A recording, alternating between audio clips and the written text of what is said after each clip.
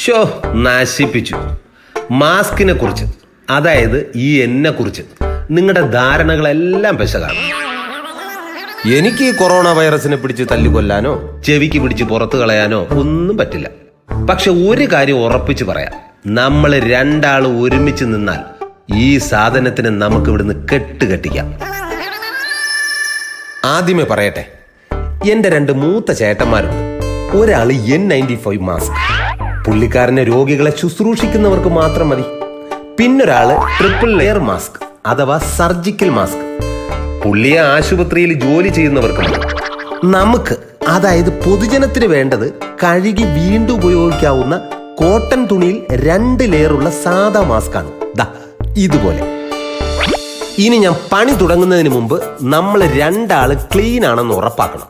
സോപ്പും വെള്ളവും ഉപയോഗിച്ച് 20 സെക്കൻഡ് നേരമെങ്കിലും കൈകൾ നല്ല വെടുപ്പായി കഴുകണം.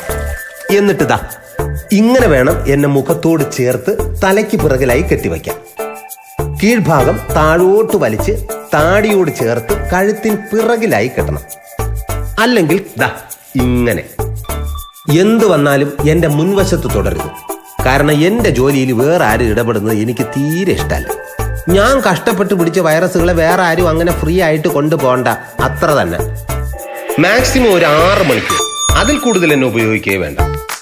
എന്നെ അഴിച്ചു മാറ്റുമ്പോൾ വള്ളിയിൽ മാത്രം തൊട്ടാൽ മതി. ആദ്യം താഴെയുള്ള കെട്ടാണ് അഴിക്കേണ്ടത്, പിന്നെ മുകളിലത്തേത്. എന്നിട്ട് ചൂടുവെള്ളത്തിൽ സോപ്പിട്ട് കഴുകി നന്നായി വെയിലത്ത് ഉണക്കണം.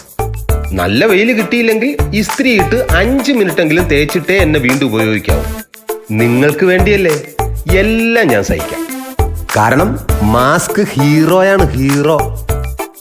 ഇനി അഥവാ നിങ്ങൾ ഉപയോഗിച്ചത് ഡിസ്പോസിബിൾ മാസ്ക് ആണെങ്കിൽ കളയാനായി അടപ്പുള്ള വേസ്റ്റ് ബിന്നിൽ മാത്രം ഇടുക.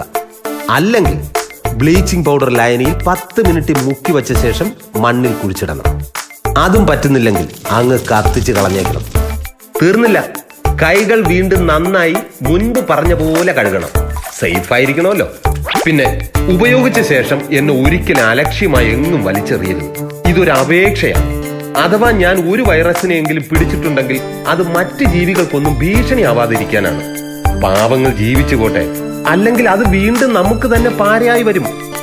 ഒന്നുകൂടി, നമ്മൾ രണ്ടാളും ഒന്നിച്ച് നിന്നാൽ പിന്നെ ഞാനല്ല, നിങ്ങളാണ് hero. Break the chain. Stay home, stay safe.